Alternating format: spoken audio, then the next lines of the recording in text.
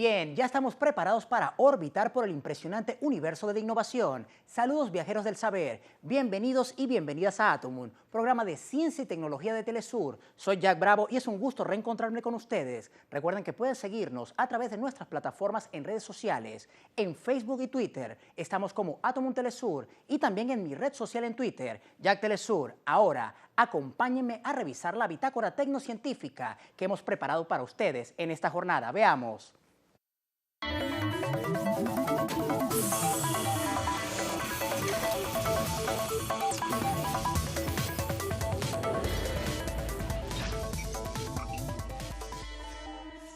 Hoy en Atomun hablaremos sobre cómo la tecnología se ha convertido en parte importante de la historia de la humanidad, al punto de ser un indicador de los cambios de paradigmas que revolucionaron distintas épocas. Pero eso lo analizaremos más adelante. Mientras tanto, les invito a hacer un repaso por las noticias tecnocientíficas más importantes de esta semana. Veamos. En Ruanda, una compañía de vehículos eléctricos promueve junto a un grupo de mototaxistas la sustitución de vehículos que funcionan con gasolina a motocicletas eléctricas.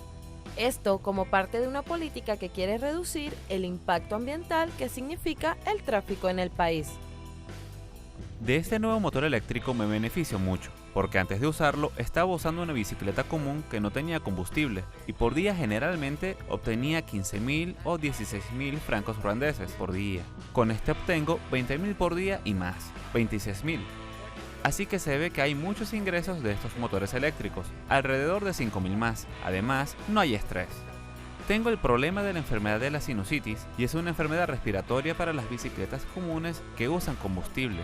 Solía tener este trastorno de la sinusitis debido al humo que provenía de esas bicicletas, pero con esta bicicleta eléctrica, ya que lo usé, no hay desorden de nuevo. El programa se encuentra en una fase piloto y pretende cambiar la movilidad de las ciudades más pobladas. En proyección, se plantea fabricar más de 3 millones de motocicletas eléctricas. En China, se llevó a cabo un espectáculo de luces con 999 drones. Estos iluminaron la Torre Cantón de 600 metros de altura y que está ubicada en la ciudad de Guangzhou. El evento pudo ser visto por más de 100.000 personas. La formación de drones pudo presentar diferentes patrones y caracteres chinos, así como la bandera nacional de 5 estrellas. Como parte de un plan de entretenimiento de alta tecnología, el show busca mostrar confianza en su cultura y que los demás jóvenes se sientan identificados. Un grupo de científicos británicos que pertenecen al Laboratorio de Anatomía de la Madera tienen un proyecto global que intenta identificar el origen y las especies de madera. Esto se realiza en los jardines en Kew. El objetivo de los estudios tiene que ver con el hecho de detener la tala ilegal de los árboles. Según la Interpol, representa entre el 15 y el 30% de toda la madera comercializada a nivel mundial. Esto a su vez representa valores que van desde los 51.000 hasta los 151.000 millones de dólares. Los expertos utilizan un método llamado know-how que se suma a los análisis de isótopos generados por otro grupo de investigadores al norte de Inglaterra llamado Yorkshire. Esto ayudaría a las agencias policiales a establecer si la madera es legal o ilegal. A pesar de que se requiere mucho tiempo para tener una data amplia, el proyecto ya comenzó.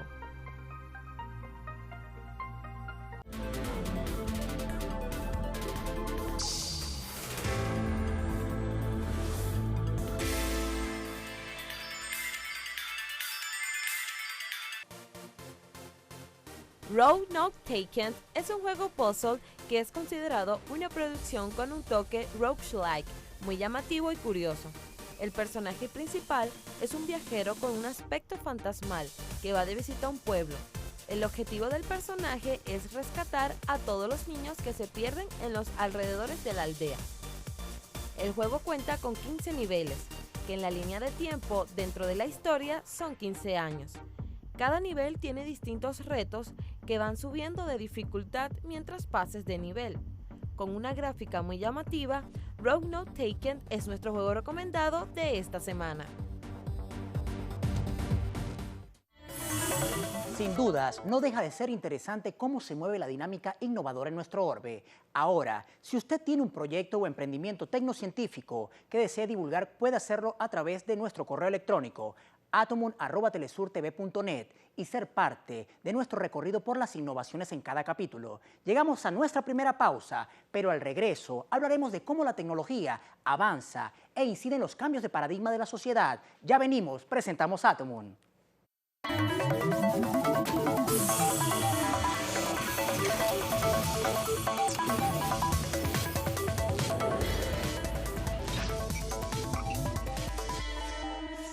Seguimos con más de la ciencia, tecnología e innovación al servicio de los pueblos. Esto es Atomun. Entramos en materia y formulamos la siguiente interrogante. ¿Cuál es la influencia del desarrollo tecnológico para los cambios de paradigma en la transformación de la humanidad? Un interesante interrogante con diversas lecturas y aristas que buscaremos develar y profundizar en Atomun con el doctor Jorge Baral, docente de la Universidad Simón Bolívar de Venezuela. Conozcamos sus impresiones.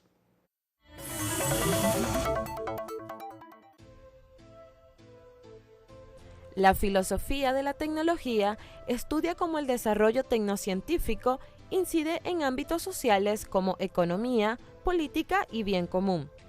Como todo análisis filosófico, las teorías, trabajos de investigación o estudios deben partir de una mirada crítica para poder determinar la importancia de la ciencia y la tecnología. Cada innovación tecnológica o científica tiene una razón de ser que impacta en menor o mayor medida en la sociedad. En las últimas décadas es donde se innova con mayor rapidez, pero también en las que la tecnología transgrede la vida privada de las personas. Por esta y por otras razones, es necesario observar los avances para no tropezar más adelante con problemas de índole ético evitables.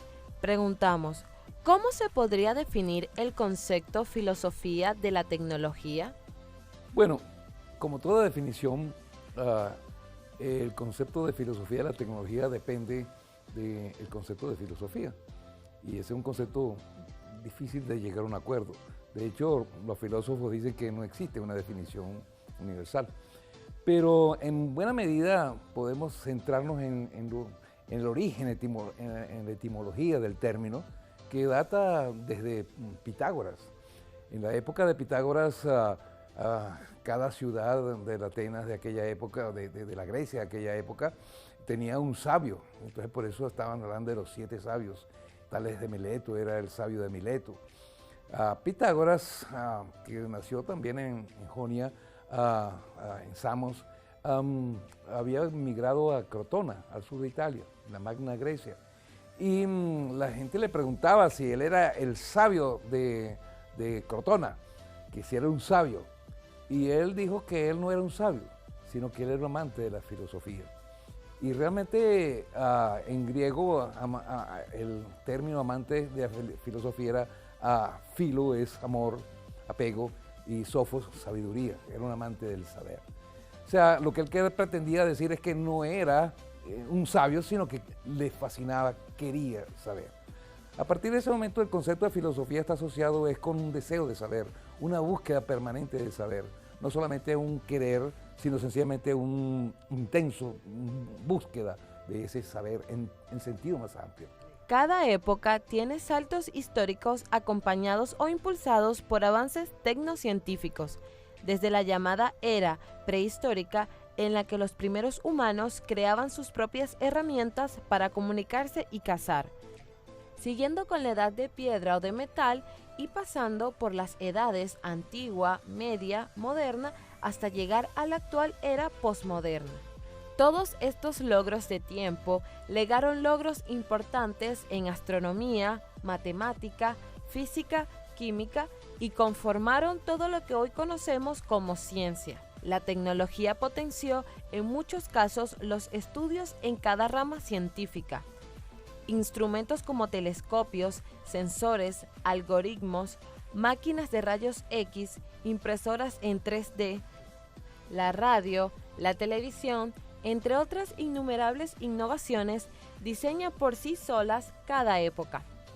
¿Cuál es la influencia del desarrollo tecnológico en los cambios de paradigma en la humanidad? La ciencia y la tecnología están en constante evolución. La masificación de los medios de comunicación, la llegada del Internet, las redes sociales facilitan la visibilización de los estudios que realizan innumerables grupos de investigadores en todo el mundo. Sin embargo, existe un desconocimiento sobre grandes avances. La gran cantidad de información va contra el análisis, dejando un vacío que puede ser peligroso. La mejor respuesta a eso puede apreciarse en una vieja película de Stanley Kubrick que se llamaba 2001, Odisea en el espacio. En el inicio de esa película aparece un cavernícola que con un hueso mata a un diente de sable y realmente en signo de triunfo lanza el hueso al aire. El hueso empieza a dar vueltas en el espacio y se convierte en una nave espacial que va yendo hacia Marte. Aquí realmente con esa escena, ese gran cineasta que era Kubrick, expresó cómo la tecné, el conocimiento, el saber, ese saber que en los cavernícolas era cómo poder con sus propias manos captar a un animal más fuerte que él. Eso es tecnología, eso era técnica, eso es tecné. Y cómo eso realmente fue evolucionando a lo largo de toda la humanidad y todo lo que ha pasado desde la invención de la rueda, el transporte, todas las cosas asociadas al mundo de hoy es producto del tecné, del saber cómo hacer, porque son cosas que el ser humano, que la humanidad ha hecho. El ser humano tiene un gran entusiasmo sobre su propia evolución. La ambición científica intenta erradicar problemas cotidianos o complejos para facilitar la vida. En medio de cada intento existen líneas éticas que generan debates sobre cómo se debe avanzar. Ramas como la edición genética, la biotecnología e inteligencia artificial colocan al mundo ante quizás el siguiente gran paso paradigmático. ¿Es posible que la tecnología reemplace aspectos del ser humano? Una pregunta que tiene una respuesta complicada. Yo creo que la razón de ser del ser humano es buscar el superhombre, ¿no? Ir hacia algo superior. Cuando uno empieza a ver la evolución, uno descubre que desde que comenzó el universo hace 13.700 millones de años, hasta que apareció el ser humano hace 100 millones de años o 200 millones de años, pasó mucho tiempo. O sea que realmente el ser humano ha existido muy poquito en toda la evolución del universo. Entonces pensar que realmente el universo, que llegamos a un punto estático donde ya el mundo dentro de 100, 200 años va a ser igual que ahorita, es un poco no tener conciencia de cómo ha venido evolucionando. Me parece a mí, y es una posición por supuesto muy particular, que todo el desarrollo de la humanidad en este momento está orientada hacia la producción de otra forma de humanidad, que pudiéramos llamar una suprahumanidad. Y yo creo que en ese sentido tenemos que estar preparados para eso. Claro, no va a ocurrir de los próximos 20 años, pero sí por lo menos los próximos 100 años puede ser que eso ocurra, porque estamos hablando de un problema de escala. Los límites éticos son muy delgados para quienes tienen la capacidad de desarrollar tecnologías que, solo por sumar un ejemplo, pretendan intervenir el propio cuerpo humano. Ante eso nos preguntamos, ¿cómo las innovaciones tienen también un grado de exclusión llamado brecha digital? Al regreso, seguiremos explorando más sobre el tema con nuestro invitado Jorge Baral. Recuerden, presentamos Atomun.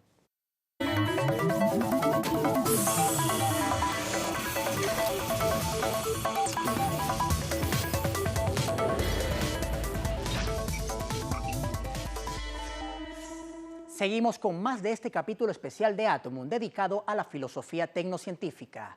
Ahora, los grandes avances tienen una connotación que en muchas ocasiones excluye a las grandes mayorías o a aquellos que no tienen acceso a las innovaciones, producto del sistema capitalista y corporativo que teme al empoderamiento social y autodeterminación de los pueblos. La brecha digital existe, pero tal parece que no se le presta mucha atención o se busca invisibilizar. La preocupación pasa por el hecho de caminar hacia un futuro distópico en que se mantenga y profundice la desigualdad social que actualmente existe. Sigamos con más de las reflexiones del doctor Jorge Baral, docente de la Universidad Simón Bolívar de Venezuela. Veamos.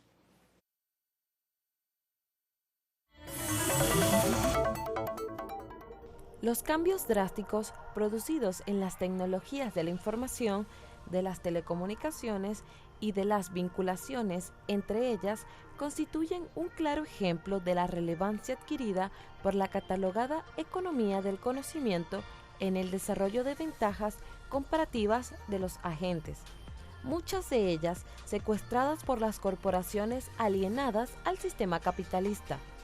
Sacan provecho de las potencialidades cognitivas, alimentan su influencia hegemónica en el orbe, imponen reglas de juego para hacer a un lado a los emprendimientos emergentes y ganados hacia un humanismo tecnológico. Entre las innovaciones que se producen en un determinado paradigma, se establecen vínculos científicos y tecnológicos que dan lugar a sistemas tecnológicos sumamente vinculados entre sí, por lo que su uso va en consonancia con los intereses que se pretenden posicionar, especialmente cuando somos carnada del consumo y no establecemos un proceso de pensamiento crítico y de reflexión acerca de este tipo de circunstancias. Entonces salta la siguiente interrogante: ¿el ser humano está consciente de los avances tecnológicos? No, esta conciencia se adquiere con el conocimiento. Uno tiene una posición ingenua en la vida. Uno nace en una forma ingenua, a uno le cuentan cosas y uno cree en todas las cosas que le cuentan. En la medida que uno empieza a hacer filosofía y a tratar de explicar el mundo, empieza a darse cuenta que muchas de las cosas que le cuentan no son verdad. Entonces empieza a cuestionar. Algunos llegan hasta tomar posiciones opuestas. Sin embargo, la posición más adecuada es quizás un criticismo, una crítica al conocimiento, un fortalecimiento de las cosas que supuestamente son intuitivas, pero que realmente hay que analizarlas. Eso es lo que produce la ciencia, básicamente. Así es como surge la ciencia. Y la tecnología, que se diferencia de la ciencia en el hecho de que realmente la ciencia se orienta hacia el ser, hacia el porqué de las cosas, mientras que la tecnología es al cómo hacer las cosas. Aunque el consumismo es un fenómeno propio de nuestro tiempo histórico, en él persisten los valores de la sociedad que construimos. El filósofo alemán Max Weber advertía que en la modernidad la comprensión sobre las clases sociales se tornaría más compleja. Desde la perspectiva de su compatriota Karl Marx, esta se desentraña bajo un enfoque economista determinado por la posición ocupada dentro del proceso de producción e incluso en su postura teórica filosófica admite que existen otros factores que influyen en la condición de clase como la política y la ideología. La lógica de la modernidad nos encaminaba hacia la tecnificación y burocratización, cuestión que además concierne a una forma de pensamiento concreto, la racionalidad instrumental. No hay que olvidar que la tecnología es uno de los mecanismos más importantes para lograr la eficacia e industrialización. Ahora, cuando se desarrolla la tecnología, se piensa en todos los estratos sociales. La tecnología se ha desarrollado inconscientemente de sus efectos. Los efectos han afectado inclusive el comportamiento, pero realmente el avance tecnológico de los últimos años, sobre todo las últimas décadas, ha hecho que ahora haya más conciencia del rol de la tecnología. Pero en épocas anteriores, en siglos anteriores, no había tanto entusiasmo y no había tanta conciencia de la importancia que tenía la tecnología en la evolución de la sociedad. Pero estamos viviendo esa época, por eso se llama la era de la información, la era del conocimiento, porque realmente hay conciencia de ese aspecto importante y ha hecho que realmente se empiecen a plantear posiciones serias sobre el rol de la ciencia en el desarrollo de la humanidad, en el desarrollo de las sociedades en particular. Ese es un aspecto que realmente hay que tomar en consideración a lo largo del tiempo, ¿no? Hoy no es posible hacer filosofía de la ciencia sin hacer a la vez filosofía de la tecnología. La tecnociencia se interesa en la búsqueda de conocimiento, pero no como un fin en sí mismo, sino como un medio para lograr otros fines empresariales, militares, políticos y económicos. La ciencia contemporánea experimenta un cambio muy profundo, aunque los modelos para interpretarlo sean diferentes. ¿Quién establece los controles? Lo que pasa es que hay controles que son inútiles, hay controles que son descontroles, hay controles que son bloqueos. la gente confunde controles con bloqueo y realmente no necesariamente bloquear es una forma más adecuada de controlar. Entonces esos bloqueos son los que impiden y frenan. Lo que hay que hacer es sencillamente tener conocimientos adecuados de qué es lo que hay que hacer de forma adecuada para tener un control efectivo que garantice el éxito de las empresas a que nos dedicamos. La ciencia y la tecnología avanzan mucho más rápido que nuestra reflexión sobre sus consecuencias. Junto con los cambios evidentes que trae la innovación, hay otros ocultos, cuyas consecuencias a mediano y largo plazo no son tan claras. Las mentes dedicadas al desarrollo de los emprendimientos tecnocientíficos no se ocupan de reflexionar acerca de estas consecuencias, pues no es su tarea. Esto preocupa por la velocidad a la que se generan los cambios y la enorme capacidad de transformar la vida humana en poco tiempo. ¿Esto nos sitúa al borde de un futuro distópico? Es una posibilidad, pero realmente no es que algo que va a ocurrir así. Lo que hay que hacer es tratar de hacer esfuerzos para evitar que esas distopías, que esas aberraciones, que esas orientaciones que no son productivas para la humanidad en general se desarrollen. Sin embargo, no quiere decir que la solución es evitarlas. Lo que hay que hacer es sencillamente domarlas y velar, sobre todo es un punto importante, velar porque no queden reducidas a élites, a grupos pequeños que realmente son los únicos que disfruten de eso. Es por ello que es extremadamente importante hacer que realmente la comunidad, la totalidad, participen de ese desarrollo. Y eso es uno de los roles fundamentales de la educación. Por eso realmente una de las cosas en las cuales creo que hay que hacer mucho énfasis es en el uso de las tecnologías de información para la educación, las TIE, como las hemos llamado nosotros. En todo caso, la filosofía de la ciencia se vincula con la filosofía de la tecnología y con los estudios interdisciplinares de ciencia y tecnología, lo que lleva a muchos filósofos a interactuar con sociólogos, economistas, politólogos, antropólogos, historiadores de la ciencia y científicos cognitivos. Se deben integrar saberes muy diversos que generen espacios de diálogo para formular las preguntas relevantes relacionadas con estos desafíos. Por lo tanto, hay que estudiar la ciencia en su contexto histórico y social, aceptando las correcciones propuestas por el giro historicista y el giro social en filosofía de la ciencia. Agradecemos al Dr. Jorge Baral, docente de la Universidad Simón Bolívar de Venezuela, por sus reflexiones y análisis relacionados con este interesante tema que transversaliza la filosofía, ciencia, tecnología e innovación. Es ineludible pensar en un mundo sin filosofía o ciencia. La filosofía necesita el apoyo sensible de la ciencia y esta, a su vez, sin la filosofía, pierde profundidad, espíritu crítico y actividad creativa. Podría decirse que la filosofía sería para la ciencia lo que el alma para el cuerpo o lo que la forma para la materia. No es descartable pensar con detenimiento en Hipócrates, médico de la antigua Grecia, para quien la ciencia es el padre del conocimiento, pero las opiniones son las que engendran la ignorancia. Y de esta manera culminamos este interesante capítulo de Atomun. No olviden seguirnos a través de nuestras plataformas en redes sociales, en Facebook y Twitter. Estamos como Atomun Telesur, o si lo prefieren, en mi red social en Twitter, Jack Telesur. Y será hasta una nueva travesía cognitiva, viajeros del saber.